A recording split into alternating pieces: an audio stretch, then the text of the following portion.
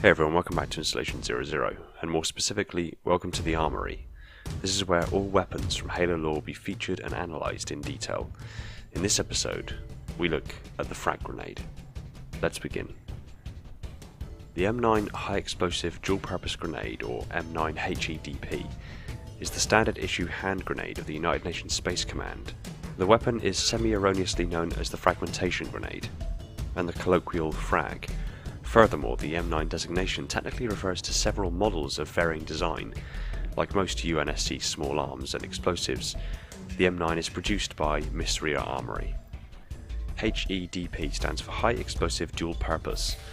This designation means that it is designed to be effective against infantry and lightly armoured vehicles.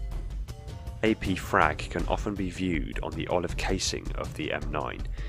AP designates anti-personnel, indicating the weapon's intended use. The grenade has a hard metal casing with a frangible design meant to break apart into small, regular shards. This surface creates consistent, reliable fragmentation patterns for the grenade, rather than randomly rupturing along metallurgical fault lines.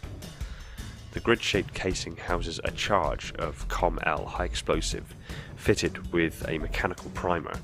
When the charge detonates, it shatters the grenade's casing, sending shrapnel flying away at high velocity.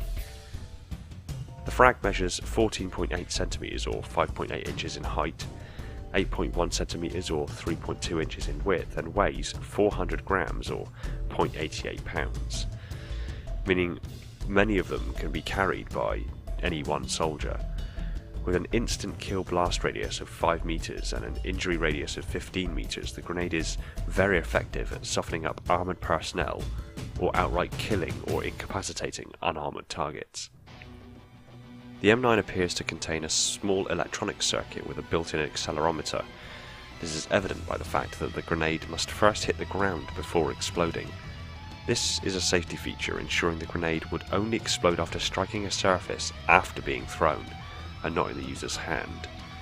This may explain the lack of a spoon or handle on the M9 HEDP grenades. The spoon is a device that is gripped while the grenade is being primed, and ensures the grenade will not explode until after the spoon is released, as it starts the fuse of the grenade as it flies through the air after it's thrown. The grenade is primed with a small button located on the handle, quite unlike modern fragmentation grenades, which use a pin that must be pulled before priming. The fragmentation grenade has been observed to leave a white smoke trail behind it when thrown, and would create sparks when it landed after being hurled, indicating that the grenade's fuse could be a gas release system. The grenade would be primed with the pressing of a button, release gas when in midair, and then detonate when landing in a static position.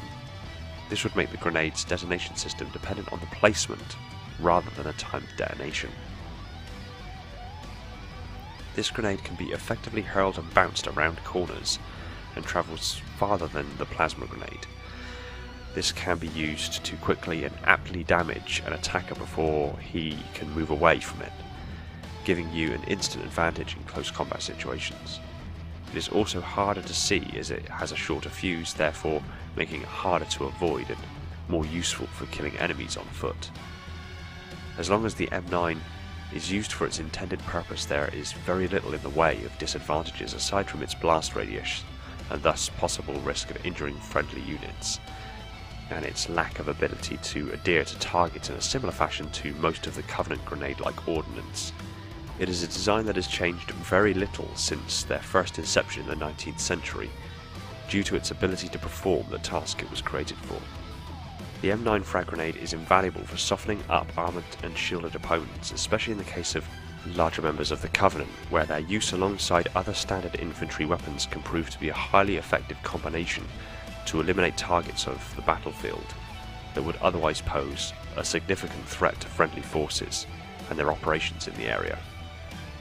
When in a difficult position, sticking a pineapple down the enemy's throat could buy you some significant breathing room. Thanks for watching. If you're new to the channel and like lore theories and Halo technology being analysed at insane levels of detail, hit that subscribe button and the little bell icon so next time I put a video out you're told the second it hits the shelves. Also, if you really like the channel, consider popping over to Patreon and give whatever support you can over there. It massively helps me out and frees up more time for me to put into this Halo content and other Halo related projects. Thanks again everyone. Now go rest your brain.